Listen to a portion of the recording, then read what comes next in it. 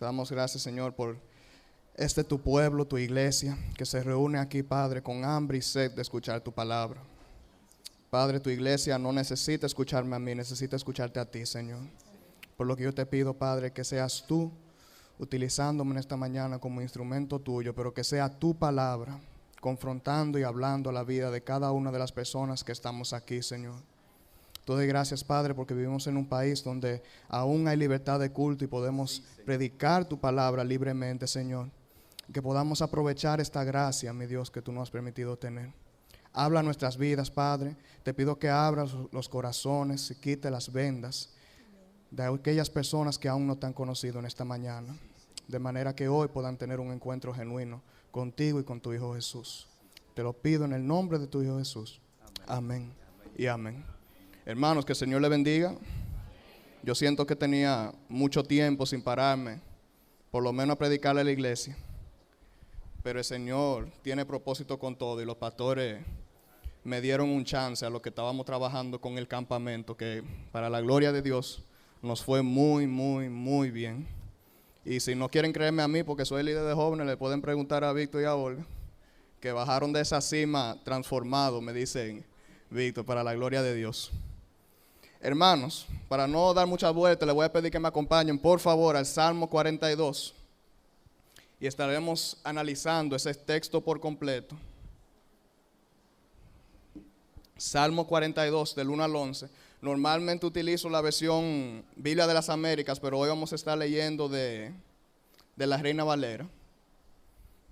Y para ir entrando en contexto y abriendo un poco la mente para entender a lo que vamos a entrar, quiero compartirles la siguiente información para que ustedes vean cuánto han avanzado los tiempos. En el año 1973, la empresa Motorola saca el primer celular. Con la finalidad, un equipo, yo no lo llegué a ver en persona, ¿verdad? Porque yo nací en los 90, pero un equipo que pesaba algunas 5 o 6 libras con una antena que al final era como del mismo tamaño de la cabeza de uno, me dicen.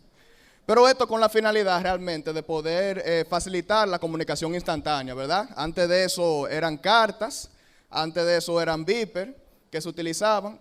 Llega el celular y facilita la comunicación a larga distancia y de manera instantánea. Y eso viene a convertirse en uno de los primeros equipos que termina trayéndonos a la era en que nos encontramos ahora, que es la era microondas, ¿verdad? O instantánea. ¿Por qué? Porque ahora nosotros esperamos que todo se dé rápido y que todo sea eficiente. Y esto nos lleva a una tendencia en la cual nosotros como seres humanos nos desesperamos con mucha más facilidad de lo que lo hacíamos anteriormente. Anteriormente, quien necesitaba una respuesta a una pregunta se tenía que sentar, fajar, leer, y tal vez pasaba 1 o 2 horas sin poder contestar esa pregunta. Ahora, si yo tengo una duda, yo entro a Google y en un minuto tengo mi pregunta resuelta. De la misma manera, anteriormente, si yo llamaba a una persona y esa persona no me tomaba la llamada, yo como que no me daba igual. Pero ahora no, ahora si yo te mando un WhatsApp y yo veo que esas 2 flechitas se pusieron azules, si tú no me respondiste hay problema, porque yo sé que tú viste el mensaje y ya yo me estoy desesperando. Ya hay una costumbre, ¿verdad?, de que nos respondan rápido. Y me choca mucho eso porque recuerdo en una prédica de Sujel Michelén que él decía que quien es su esposa ahora vivió un tiempo en Guatemala y él tenía que escribir cartas porque no había conexión entre República Dominicana y Guatemala en ese momento. Y él escribía cartas y él sabía esperar 30 días para recibir una respuesta de ella. Y lo esperaba pacientemente, sin problema. Y ahora es todo lo contrario. Ahora, al igual que yo, no puede esperar ni 5 minutos para recibir una respuesta. Entonces, aunque la tecnología bien nos ha hecho, ¿verdad?, para poder resolver esta situación y tener esta comunicación tan instantánea, también nos ha impactado de manera negativa. ¿Y en qué nos ha impactado de manera negativa? Es que el ser humano de hoy en día ha perdido la capacidad de esperar pacientemente. Como dije anteriormente, nos desesperamos con mucha facilidad y en muchas ocasiones nos desesperamos por cosas inútiles que realmente no merecen de nuestra desesperación. La prédica o la reflexión de hoy se titula Esperando en Dios. Y les voy a pedir nuevamente, repito, en Salmo 42 estaremos leyendo el texto por completo, es decir, del versículo 1 al 11. Dice, dolor y consuelo del justo. Por lo menos en esta Biblia está dividido en una parte A y una parte B, ese salmo. La parte A se llama la angustia de la separación, y leemos, como el ciervo brama por las corrientes de las aguas, así clama por ti, oh Dios, el alma mía. Mi alma tiene sed del Dios vivo. ¿Cuándo vendré y me presentaré delante de Dios? Fueron mis lágrimas mi pan de día y de noche, mientras me dicen todos los días, ¿dónde está tu Dios? Me acuerdo de estas cosas y derramo mi alma dentro de mí, de cómo yo fui con la multitud y la conduje hasta la casa de Dios, entre voces de alegría y de alabanza del pueblo en fiesta. ¿Por qué te abates, oh alma mía, y te turbas dentro de mí? Espera en Dios, porque aún he de alabarle, salvación mía y Dios mío. Entonces entramos a la parte B, que es a partir del versículo 6, que se titula La esperanza del justo, y dice: Dios mío, mi alma está abatida en mí. Me acordaré por tanto de ti desde la tierra del Jordán, y de los hermonitas desde el monte de Mizar. Un abismo llama a otro a la voz de tus cascadas. Todas tus ondas y tus olas han pasado sobre mí. Pero de día mandará Jehová su misericordia, y de noche su cántico estará conmigo, y mi oración al Dios de mi vida. Diré a Dios, roca mía, ¿por qué te has olvidado de mí? ¿Por qué andaré yo enlutado por la opresión del enemigo? Como quien hiere mis huesos, mis enemigos me afrentan, diciéndome cada día, ¿dónde está tu Dios? ¿Por qué te abates, oh alma mía, y por qué te turbas dentro de mí? Espera en Dios, porque aún he de alabarle, salvación mía y Dios mío. Amén. Hermano, esta reflexión se va a dividir en 4 partes para que puedan identificar cada punto y para los que les gustan tomar apuntes. En la primera parte estaremos analizando los primeros 2 versículos como una situación desesperante. De los versículos 3 al 4, fuente de ayuda en la espera y la desesperación. De los versículos 5 al 8 estaremos viendo un pecado oculto. Y al final, de los versículos 9 al 11, una espera activa, que será la aplicación al mensaje de hoy. Entonces, entrando en materia, inmediatamente leemos el texto, nos encontramos con un salmista en una situación con la cual todos podemos identificarnos de una manera u otra. Y es que encontramos un salmista angustiado y un salmista desesperado por una situación que se ha presentado. Y cada uno de nosotros, los que estamos aquí, han sentido esa desesperación en diferentes etapas de su vida. Es posible que te has sentido desesperado por una situación económica, que al negocio, a la empresa o tu trabajo no te está yendo bien. Es posible que si hay algunos que son estudiantes aquí todavía se han sentido desesperados por alguna materia, algún examen, ¿verdad? Que no se siente preparado o siente que por mucho que estudia no está yendo bien. Nos hemos sentido desesperados por problemas familiares, problemas matrimoniales, situaciones que entendemos que no hay salida. Y nos encontramos presentando estas situaciones ante Dios, angustiados y desesperados, preguntando: Señor, ¿hasta cuándo? ¿Hasta cuándo yo seguiré pasando por esta situación en la que estoy pasando? Y es importante, hermanos, que tengamos en claro que es legítimo presentarse ante el Dios con esta pregunta. Porque el salmista aquí, cuando leemos las preguntas que él está haciendo, él no le está reclamando a Dios, ni está cuestionando la voluntad de Dios sobre su vida, ni su soberanía. Si nos damos cuenta, lo que el salmista simplemente está haciendo es exponiendo su corazón y presentando su corazón ante Dios.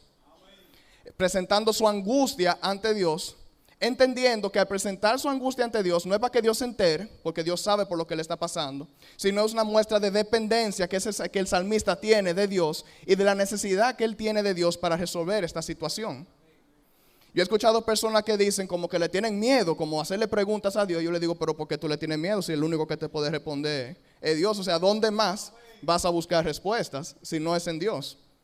Entonces es legítimo, hermanos, presentarnos en estos momentos ante Dios, porque de hecho eso es lo que los salmos más adelante nos recomiendan. Dice Salmo 51:17, los sacrificios, o algunas versiones dicen ofrenda a Dios, son el espíritu contrito.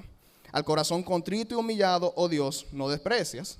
Es decir, Dios nos manda que en esos momentos de dolor, esos momentos donde nos sentimos contritos y humillados, presentemos nuestras quejas, presentemos nuestra situación ante Dios, a sabiendas que Dios es el único que puede darnos libertad, verdadera paz en medio de esa situación. Ahora, lo interesante aquí, hermanos, es el porqué de la aflicción y la angustia y desesperación del salmista. ¿A qué me refiero? Porque si bien es cierto que todos nos hemos sentido desesperados por diferentes situaciones, no necesariamente nos hemos sentido desesperados por la situación en que el salmista se encuentra. ¿Por qué? Porque cuando leemos el texto nos damos cuenta que el salmista está fuera de Jerusalén, está fuera de su casa. Y lo primero que uno pudiese pensar al encontrarse fuera de su casa por mucho tiempo y no es siendo tu voluntad de estar fuera de tu casa, es que las cosas que te van a desesperar, vamos a decir, es la falta que te hace tu familia, tus riquezas, tu comodidad, tu hogar, tu pueblo, tu comunidad. Y todas esas cosas, y lo que mencioné anteriormente de situación económica, familiar, enfermedades, todas esas cosas son cosas legítimas, por lo cual uno podría desesperarse. Pero ¿cuál es la situación que tiene desesperado aquí al salmista? Hermanos, si nos fijamos, la situación que tiene desesperado al salmista aquí no es la situación de donde él se encuentra, sino el sentirse lejos de Dios. Eso es lo que el salmista lo tiene desesperado por encima de todas las cosas. Por encima de estar fuera de su hogar, por encima de no ver su familia, por encima de la posibilidad de perder cualquier riqueza por estar fuera de su hogar, es la desesperación de sentirse alejado de Dios. Y yo te pregunto, iglesia, ¿cuándo fue la última vez que usted se desesperó, que nosotros nos desesperamos por sentirnos lejos de Dios? ¿Cuándo fue la última vez que usted se desesperó por su condición espiritual? A veces cuando, escuchando las prédicas de José, yo salía de aquí y decía, Señor, pero ¿hasta cuándo? Y escuchaba lo que espera Dios de nosotros y dónde yo me veo actualmente. Y yo digo, Señor, pero desesperadamente necesito tu ayuda. Pero ¿cuántas veces esos son los pensamientos con los cuales salimos? ¿Qué tan fácil es para nosotros desesperarnos por las situaciones y las circunstancias que se nos presentan en el mundo? Pero ¿qué tan poco nos desesperamos por las cosas que tienen que ver con Dios? Y lo fuerte de todo esto, hermano, es lo siguiente. Nosotros no nos desesperamos por cosas que no nos importan. Situaciones que no tienen que ver conmigo, situaciones que yo no considero importantes, a mí no me desesperan. Si yo estoy viendo un juego de fútbol, que me gusta el fútbol, y los fanáticos de fútbol somos muy apasionados con ese deporte. Si yo estoy viendo un partido entre dos equipos que son neutral para mí, que no tienen importancia, a mí me da igual. Pero cuando yo estoy viendo que el equipo que a mí me gusta, el equipo que es importante para mí está perdiendo, yo estoy desesperado porque yo quiero ver que el equipo haga algo. Porque es importante para mí. Hermanos, entonces, esa falta de desesperación que nosotros sentimos hacia las cosas de Dios, ¿qué habla sobre nosotros y sobre nuestra relación con Cristo? Hermanos, eso expone una realidad de que tal vez Dios no es tan importante como nosotros creemos en nuestras vidas. Y tal vez Dios no es tan importante como nosotros queremos dar a creer o como nosotros queremos convencernos a nosotros mismos que lo es. Hermano, porque este salmista, que se ve en un momento donde posiblemente lo pueda perder todo, donde no sabe qué está pasando en su hogar, donde no sabe que está lejos de todos sus seres queridos, su desesperación y preocupación principal es, Señor, ¿dónde estás? ¿Y por qué mi alma se siente abatida? ¿Cuándo fue la última vez que nos hicimos esa pregunta? ¿Cuándo fue la última vez que te desesperaste porque caíste en el mismo pecado una y otra vez? ¿Cuándo fue la última vez que sentiste aflicción en tu alma y que clamaste desesperadamente a Dios pidiendo auxilio por una situación espiritual y por tu condición de pecado? Tendemos a desesperarnos y presentar situaciones hacia Dios, no buscando que Dios nos haga más santos, ni buscando su rostro, sino simplemente buscando que el Señor resuelva la situación. Y aunque eso es legítimo hacerlo, mucho más importante debe ser la voluntad de Dios por encima de nosotros. Y qué Dios está tratando de hacer a través de nosotros en esa desesperación. Porque la desesperación como tal no es pecado. Pero cuando yo me estoy desesperando por otras cosas, por encima del hambre y la sed que yo pueda sentir de Dios, por su presencia y por su palabra, algo no anda bien en mi corazón. La primera pregunta que debemos hacernos en esta mañana, hermanos, es ¿cuándo fue la última vez que yo me desesperé por Dios y por su presencia? Ahora, si bien es cierto que el salmista se encuentra desesperado, afligido con todo lo que está sucediendo, hay una situación a su alrededor que está empeorando aún más todo lo que está aconteciendo.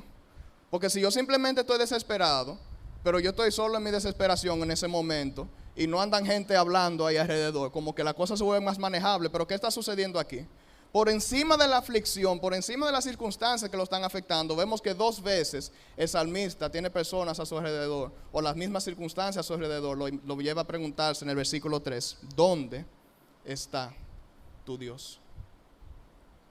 ¿Te has preguntado eso alguna vez, hermanos? Señor, ¿dónde estás tú? Aquí entramos al segundo punto, hermanos, fuente de ayuda en la desesperación.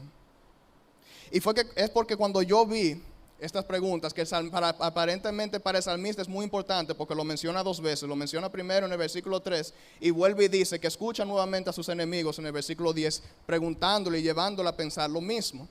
Y leyendo esto, hermano, me di cuenta de la importancia de nosotros rodearnos de las personas correctas. De nosotros rodearnos de personas que comparten nuestra fe, que comparten nuestras luchas y que nos pueden llevar no a pensar dónde está tu Dios, sino a recordarte, no, tu Dios está aquí. Porque muchas veces la peor parte de la desesperación, la peor parte de la espera, no es la espera en sí, sino lo que está sucediendo a tu alrededor, que te ponen a dudar en lo que Dios está haciendo en tu vida. Y eso es lo que está llevando empeorando aún más la aflicción del salmista. Esta circunstancia, esta persona que en vez de ayudarlo, levantarlo, le están preguntando, pero ¿dónde está el Dios en que tú dices que tú crees? ¿Dónde está el Dios que tú vas todos los domingos a escuchar su palabra? ¿Dónde está ese Dios ahora? Hermanos, para aterrizar este asunto voy a dar un breve testimonio sobre todo lo que sucedió en el campamento de jóvenes. Porque hay muchas cosas, quien ha armado un campamento sabe que detrás de la escena se pasan muchas cosas que nadie se entera, todo el mundo nada más ve lo bonito. Hermano, nosotros, el grupo de jóvenes con quien yo estaba trabajando, empezamos a planificar ese campamento en junio del año pasado. Estamos hablando de casi un año en planificación. Y todavía era enero y presentábamos el campamento aquí recibiendo inscripciones y todavía nosotros no teníamos predicador. Porque todos los predicadores que nosotros invitábamos nos decían que no podían. Todavía hasta ese momento el equipo y yo estamos, no, es una prueba de fe. Es una prueba de fe y el Señor va a proveer. Y viene el Señor, los pastores me hacen una recomendación de predicador, hablamos con el predicador, amén, aleluya, el predicador encantado con ser parte. Y cuando nosotros recibimos esa noticia, ya tú sabes, eso fue fuego a la lata, nuevas fuerzas, y ya estábamos como las águilas. O sea, ahí en pleno vuelo, ya vamos a acabar con todo, esto vamos a romper. Y seguimos trabajando y ya todos los palitos estaban en su lugar, ya no había nada de qué preocuparse ni quejarse. Hermano, y yo en mi emoción, en un devocional en la mañana, viendo cómo Dios había obrado en ese momento, estoy llorando ahí, digo, Dios Señor, continúa aumentando mi fe. Ay, hermano, qué gancho. Oye, qué gancho. Porque no llegó a ser ni el mediodía de ese día, ni las 12 del mediodía de ese día. Y de repente empezaron a caerse todos los palitos uno a uno que habíamos organizado. Y yo me sentí tan culpable porque yo dije, está bueno. Porque ¿quién te manda a estar pidiendo tú? Porque ya el Señor no aumentó tu fe suficiente con el predicador. No, pero tú quisiste ahí seguir. Hermano, y en ese momento yo me quebranté literalmente. Y quienes me conocen saben la importancia que yo le doy al ministerio en la cual Dios me ha puesto. Y era mi nivel tanto de angustia y de aflicción que literalmente, y ahí está mi esposa que no me deja mentir, yo lo que quería era que Cristo me llevara en ese momento ya. Yo no quería seguir, de verdad. Y eso podría sonar exagerado para alguna persona, pero honestamente, hermanos, fue tanto mi aflicción y mi angustia. Yo dije, Señor, llévame y salgamos de esto ya, de verdad. Que yo estoy seguro que otra persona puede aparecer, pero llévame, dejemos esto así ya. Y la realidad es, hermanos, que si yo no me hubiese rodeado de personas, las personas correctas, que en esos momentos de aflicción, en esos momentos de desesperación, como se encontraba el salmista, en vez de, me sacaron de ese pensamiento de dónde está tu Dios, a llevarme al pensamiento de que, oye, esto no es con tus fuerzas, esto es con las fuerzas de Dios. Me di cuenta, hermano, de la importancia de casarse en yugo igual y no en yugo desigual. Porque de noche, cuando yo tenía que sonreír durante todo el día para que los demás no supieran todo lo que estaba pasando, quien me veía quebrantarme de verdad y fajarme llorar era mi esposa que estaba ahí conmigo. Y mi esposa era que me recordaba, oye, esto no es con tu fuerza, Dios va a proveer. Y cuando yo llamaba a uno de los muchachos, le decía, oye, esto te se está cayendo a pedazos, porque señores, nosotros, ese día al mediodía, nos dijeron que si el campamento costaba 1,000 pesos, nosotros habíamos entendido que eran 1,000 pesos todos los días, y no, eran 1,000 pesos por día. Nos quedamos sin sonido, nos quedamos sin merienda y casi nos íbamos a quedar sin transporte.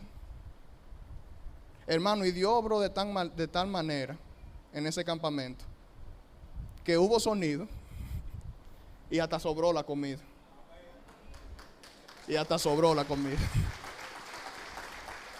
Todavía el otro sábado estábamos bebiendo mata aquí. Y me di cuenta de algo, hermanos, con esas personas que me estaban apoyando en ese momento, que fueron personas que Dios, de la cual Dios hizo provisión para mi vida, para que fueran de bendición en mi vida y no me permitieran seguir dudando del Dios al cual yo sirvo. que el mismo hecho de Dios responder mi oración con esa tribulación, esa desesperación, fue pura gracia. Porque Dios estaba obrando algo mayor en mí que lo que yo podía ver a mi alrededor. Hermano, por eso es que es tan importante que nosotros nos expongamos a compartir con los miembros de nuestra iglesia. Que no nos conformemos con simplemente venir y ocupar una silla los domingos. Que nos integremos a los grupos pequeños. Que nos integremos a la actividad de adolescentes. Que nos integremos a las oraciones, a la actividad de jóvenes. Porque es en ese espacio, hermano, donde usted no solamente va a adorar a Dios y va a escuchar y escudriñar su palabra. Es donde el Señor lo va a rodear de personas que comparten tu fe y tus luchas. Y son las mismas personas que van a estar ahí para levantarte en los momentos que tú te caes. Porque ¿cómo tú vas a donde una persona del mundo y le dices, ay, yo estoy desesperado por ver a Dios obrar en mi vida? No te va a entender, te va a mirar como loco. Es una locura para las personas que no entienden el Evangelio.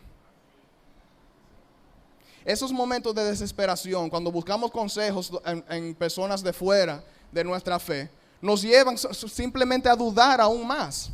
Porque los consejos que ellos nos brindan no nos llevan a pensar, depende en Dios, nos llevan a pensar de manera sutil, aunque con su boca no digan dónde está tu Dios. Te quieren llevar a tomar decisiones donde tus actos sí van a decir dónde está tu Dios. Hermano, en mi mente no cabe como una persona que se llame, puede decir que es cristiano y que ame a Cristo, sus mejores amigos no sean cristianos. Porque ¿cómo tú me vas a decir que con la persona que tú te identificas, cuando tú dices que Cristo es lo más importante en tu vida, la persona con quien tú compartes todas tus cosas, no tiene a Dios también en primer lugar como importante? Ay, Andrew, pero es que yo no me identifico con la gente de la iglesia. Yo he escuchado eso mucho. Yo no me identifico. Ah, ok, tú no te identificas con la gente que están desesperadamente intentando parecerse a Cristo. Oh. ¿Dónde está el problema? ¿En la gente o en mí? Hermano, después que yo me casé, el que quiera conocerme a mí, que quiera tratarse conmigo, tiene que saber que va a conocer a mi esposa también. Porque nosotros somos uno. Asimismo, el que quiere seguir a Cristo, tiene que saber que tiene que estar dispuesto a compartir con la iglesia de Cristo. Porque ellos son uno. Tú no puedes decir que no quieres tratar a tu hermano y con ese mismo aliento decir que amas a Dios. Estás predicando todo lo contrario. Hermanos, rodeémonos de las personas correctas, rodeémonos de personas que comparten nuestra fe de manera que puedan ser de bendición en nuestra vida y no nos permitan ahogarnos en la aflicción y preguntándonos, ¿dónde está tu Dios? Y abriendo rápidamente un paréntesis ahí, puede surgir la pregunta, Andrew, entonces, ¿cómo yo ayudo a una persona que se encuentra en un momento desesperado, en un momento de aflicción? Fácil, hermano, oración, predicación de la palabra. Y uno que al evangélico a veces no le gusta o escuchar, porque al evangélico le gusta hablar mucho a veces, escuchar. Hermano, hay gente que nada más necesita que lo escuchen. Yo leí por ahí a alguien que dijo, los amigos de Job fueron de gran bendición hasta que abrieron la boca. Entonces así, la disposición para escuchar, hermanos, con eso estamos ayudando. Bien, hemos analizado los primeros 4 versículos. Vamos ahora a entrar a la siguiente parte, que a mí me dolió mucho porque fui muy confrontado con esto. Y es que si bien es cierto que la desesperación como tal no es pecado, porque estamos viendo al salmista desesperado por una causa legítima, por la causa de sentirse lejos de Dios, por la presencia de Dios, anhelando ver a Dios en su vida y obrando en su vida. Y la angustia tampoco es pecado, porque el mismo Jesús se encontró angustiado en Getsemaní. Pero ¿qué pasa? Cuando nosotros permitimos que la desesperación y la angustia se junten y tomen el control, hay un problema. Hay un problema porque ahí es que nosotros permitimos que nuestra desesperación y angustia en extremo se convierta en pecado. Y ese pecado se llama ansiedad. Y es un pecado muy sutil porque el mundo ha convertido eso como en algo normal ahora. Ah, no, eso es él estar estresado. Esa ansiedad que él tiene es normal, es por la situación en la cual está pasando. Hermano, pero ¿qué revela la ansiedad en la vida de un cristiano? Vemos en el versículo 5 y 6. Recordemos que el Salmo está dividido en 2 partes, ¿verdad? La parte A, la angustia de la separación. Y en el versículo 6 empieza la esperanza del justo. Entonces estamos hablando en el momento de esa división donde el salmista empieza a olvidar su angustia y empieza a entrar a la esperanza. ¿Y en qué momento es que eso empieza a suceder? Cuando el salmista se pregunta a sí mismo, ¿por qué te abates, alma mía? ¿Y por qué te turbas dentro de mí? Hermano, ¿qué sucedió en ese momento? El salmista se dio cuenta que el problema no era Dios. El problema es este que está aquí. ¿Qué circunstancia, qué situación, qué pecado en tu vida te está llevando a sentirte que tú estás lejos de Dios? Porque Dios está ahí. O si tal vez no hay ningún pecado, que lo hay. Pero si usted quiere entender que no hay, ¿qué falta de fe te está llevando a pensar que Dios no está ahí? Dios lleva al salmista a cuestionarse a sí mismo y darse cuenta de que venga acá. No es no es Dios que está afanando ahí y desesperado, eres tú. ¿Qué es lo que está pasando que te está llevando a esa situación? Yo en lo personal, hermano, soy una persona que lucho mucho con la ansiedad. Eso es una lucha constante para mí, aunque yo he podido ver cómo a través de los años Dios ha ido, ¿verdad? Eso ha ido menguando en mí. Llegan unos lapsos y unos momentos que eso me da como si fuera una trompada y medio a medio en la nariz. A tal nivel que en mi casa no se puede comprar galletica ni nada de eso, porque arraso con la despensa entera. Mi mamá ya lo sabía, pero mi esposa lo tuvo que aprender a la mala. ¿Qué sucede, hermanos? Cuando la ansiedad es algo de lo que se habla poco realmente, pocas veces escuchamos eso predicarse, pero sucede algo, y es cuando hablamos de ansiedad, estamos hablando de falta de fe. Pero yo me voy a ir más profundo aún, porque ¿qué dice Hebreos que es la fe? La certeza de lo que se espera y la convicción de lo que no se ve. Hermanos, ¿y qué tal si yo te digo que mi problema en sí no es la falta de convicción? Y aún así me da ansiedad. ¿Ustedes saben por qué? Porque ya en mi mente, en mi ser, yo sé que Dios es soberano. Yo lo sé, yo no tengo duda de eso. Y yo sé que su voluntad se va a cumplir, yo lo quiero o no. Yo lo sé y así lo entiendo. Mi problema es, hermano, que aunque yo sé que la voluntad de Dios se va a hacer, yo lo quiero o no, yo no estoy tan seguro si lo que Dios quiere hacer para resolver ese problema es el resultado que yo realmente quiero ver. Mi hermanos, mi ansiedad me domina cuando para mí es más importante ver la resolución de un problema en este mundo. Es más importante que ver al Señor aumentar mi santidad. Cuando es más importante para mí que se cumpla mi voluntad y que sea un resultado que yo estoy esperando y que yo quiera ver, que estén por encima de que sea la voluntad de Dios cumpliéndose en mi vida. Esa es mi lucha, esa es mi ansiedad. Que aunque yo sé de que la voluntad de Dios se va a cumplir, a veces yo no estoy tan seguro si es la voluntad de Dios que yo quiero que se cumpla. Yo quiero que se cumpla la mía. Cuando las personas que luchan mucho con la ansiedad se agarran de la famosa frase, ¿verdad? Todo va a estar bien. O si no escuchamos el todo obra para bien. Y eso es bíblico. Romanos 8:28. Y sabemos que para los que aman a Dios, todas las cosas cooperan para bien. Esto es para los que son llamados conforme a su propósito.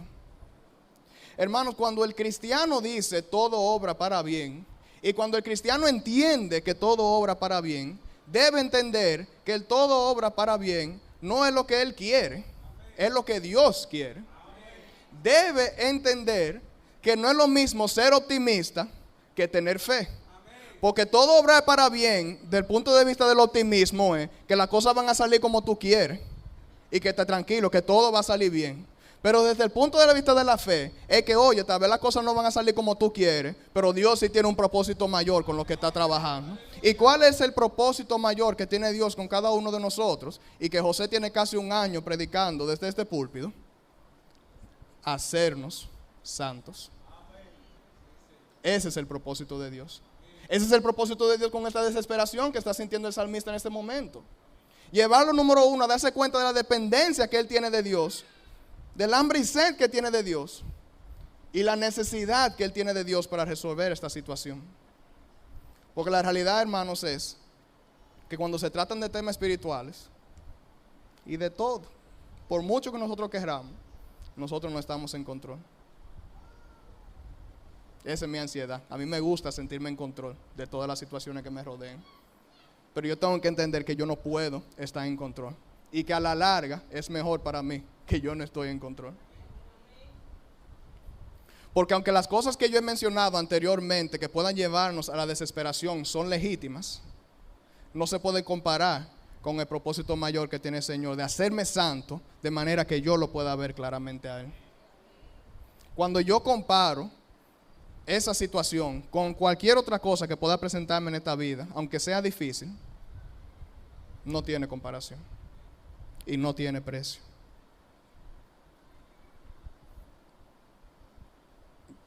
El salmista llega un momento en que empieza a recordar aquellos momentos donde él dirigía al pueblo para adorar a Dios.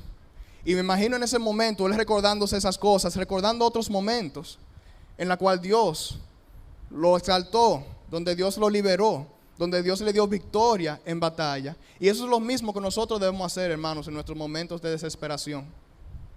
Recordar de dónde Dios nos ha sacado y hasta dónde Dios nos ha traído. Porque cuando yo veo quién yo era antes de Cristo y todas las situaciones donde el Señor me ha sostenido hasta ahora, yo puedo confiar en que Dios sigue siendo fiel. Y en estas actitudes, en medio de la desesperación y la aflicción que tiene el salmista, ahí es que yo encuentro el antídoto a mi ansiedad. ¿En qué? En la oración, en la adoración y en saber que Dios tiene un propósito mayor con todo lo que está sucediendo. Ahí está el antídoto a nuestra ansiedad. Ahí está el antídoto a la desesperación que está sintiendo este salmista. Entonces, entrando al último punto, hermanos, una espera activa. Vemos lo siguiente y vemos que en el versículo 9 el salmista vuelve y menciona que se siente abatido, siente como si sus huesos se estuvieran quebrantando dentro de él. Pero ¿cuál es la respuesta del salmista a esa aflicción que él está diciendo? Lo vemos en el versículo 11. ¿Por qué te abates, oh alma mía, y por qué te turbas dentro de mí? ¿Qué dice ahí? Espera en Dios, porque aún es de qué? Salvación mía y Dios mío. Hermano, la prédica se titula Esperando en Dios, pero que tenemos que estar claros de que la espera en Dios no es una espera pasiva, es una espera activa. ¿Por qué? Porque los seres humanos siempre estamos esperando algo, literalmente. La vida del ser humano es una constante espera. O estamos esperando los que ya están en cierta edad, están esperando nietos. Los que no, están solteros están esperando ayuda idónea para casarse. El que trabaja está esperando el bono o está esperando un aumento. El que tiene un negocio está esperando que se aumenten la venta. Siempre estamos esperando en algo. Pero el cristiano espera en algo mayor, hermanos. Y es que el cristiano desesperadamente está esperando la venida de Cristo. O por lo menos así debería de ser. Si algo nos va a tener desesperado, eso es lo que nos debe tener desesperado, de verdad. Volver a ver a Cristo frente a frente. Y la constante búsqueda de su presencia y de conocerlo a Él. Porque la realidad, hermano, que yo a veces me pongo a escuchar gente hablando. Yo creo que a Jesús le puede parecer frente a frente y no lo van a conocer porque nunca se han dedicado a conocerlo por medio de su palabra. Yo quiero tener un encuentro con Dios, hermano, fájese a leer. Que mire su encuentro ahí donde está. Hermanos, la situación en la que se encuentra el salmista no es una situación, cuando hablamos de espera, de usted quedarse sentado mirando al horizonte y decir, bueno, déjame sentarme aquí a ver qué el Señor va a hacer conmigo. Así no es que esto funciona. La espera de este salmista es una espera activa. Pero es una espera activa, porque no quiero que con la palabra activa confundamos y pensamos que esto va a depender de nuestras obras. No. No es activa en que va a depender de nuestras obras, pero sí es activa en que hay una responsabilidad de parte del hombre. ¿Y cuál es la responsabilidad del salmista en este momento de desesperación y en este momento de angustia? Identificamos cuatro cosas que el salmista hace para convertir esto en una espera activa. Lo primero que vemos en el salmista es que inmediatamente, al momento de este salmo, toma una actitud de oración. No se queda ahí esperando a ver si algo va a pasar al azar. Él va a la fuente, donde él sabe que puede recibir respuesta. Y aunque no necesariamente vaya a recibir respuesta en ese momento, sí puede encontrar paz. Y lo busca en Dios. Este salmo en sí, hermanos, es una buena oración para nuestros momentos de aflicción y de angustia y desesperación. Cuando hay momentos que nosotros no encontramos palabras para expresar lo que estamos sintiendo, agarre ese salmo y léalo, que es una oración. Punto 2, el reconocer que en este momento más que nunca necesita adorar a Dios. Aún en medio de sus dudas, aún en medio de escuchar dónde está tu Dios, ese no es el momento de alejarse. Ese es el momento de buscar desesperadamente su presencia y de rendirnos desesperadamente a los pies de Cristo y decir: Señor, yo te necesito ahora más que nunca, porque ya yo no sé qué hacer. Y eso sirve para cualquier tipo de desesperación, hermano, porque recordemos y tengamos bien en claro que las desesperaciones que yo dije anteriormente, de familia, de enfermedad, no son cosas ilegítimas, pero no pueden opacar la desesperación que nosotros sentimos y debemos de tener por Dios. Punto 3, hermanos, ser sinceros con Dios, poner nuestras quejas y nuestras aflicciones a sus pies. Hermano, usted no va a ofender a Dios con su queja. Usted no va a ofender a Dios con decirle a él que usted se siente mal. Todo lo contrario, usted está mostrando dependencia y una necesidad. Y ahí es que nosotros glorificamos a Dios. Cuando mostramos la dependencia que nosotros tenemos de él. Y como ustedes recordarán, hace casi un año atrás que yo predicaba aquí, Dios ha unido su gloria con nuestro beneficio. Entonces, cuando nosotros glorificamos a Dios, aún en medio de nuestra desesperación, encontramos nuestro beneficio. Punto 4, recordarse a sí mismo que su salvación y esperanza se encuentran en la presencia de Dios, no en este mundo que muchas veces trae aflicción. ¿Dónde está puesta su esperanza, hermano? ¿En el próximo bono? ¿En sanidad física? Nuestra esperanza está puesta en Dios. Siempre llegarán momentos de desesperación, hermanos. Y quiero darle unos tips de algunas preguntas que debemos hacernos en esos momentos de desesperación, que nos puedan ubicar y identificar por el momento en el cual estamos pasando. Entonces, cuando yo me siento en momentos de desesperación y de angustia, y yo pueda tal vez permitir que esa desesperación en angustia se convierta en ansiedad, debo hacerme las siguientes preguntas. Pregunta número 1. ¿Es más importante para mí que se cumpla la voluntad de Dios o la mía? Si su respuesta es que se cumpla la voluntad de Dios, fájese a orar para que se mantenga así. Y si su respuesta es sincera y usted dice que quiere que se haga la voluntad mía sobre la de Dios, también fájese a orar y pídele al Señor que reemplazca ese corazón de piedra por uno de carne y que se someta a su voluntad. Se darán cuenta, hermano, que cual sea su respuesta, de igual manera hay una dependencia de Dios. Número 2, ¿está mi esperanza puesta en el lugar correcto? Los momentos de desesperación siempre llegarán, pero donde está puesta mi esperanza va a afectar mi manera de esperar. No es lo mismo esperar a sabiendas de que Dios va a obrar para tu bien conforme a su propósito, que está tirando golpes al aire y al vacío, a ver qué se puede pegar y qué se puede resolver. Nosotros tenemos la bendición, hermanos, de saber, confiar, creer de que contamos con un Dios que es fiel. Independientemente de cómo yo me pueda sentir, en ese momento o en cualquier momento, Él sigue siendo fiel. Y Él obrará en la vida de sus hijos. Pregunta 3, y esta es una pregunta clave. ¿Contribuye esta desesperación a mi santidad? ¿Contribuye esta desesperación al propósito mayor que Dios tiene conmigo? Si su respuesta es sí, hermano, ya usted está ganado.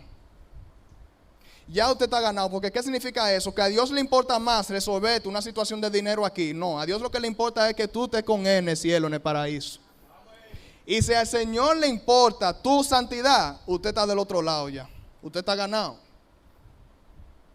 Aunque llegue un momento que lo desesperen, aunque llegue un momento que lo puedan traer aflicción, si el Señor está usando tu desesperación, si el Señor está usando tu problema económico, si el Señor está usando tu enfermedad para acercarla a Él, usted está del otro lado ya.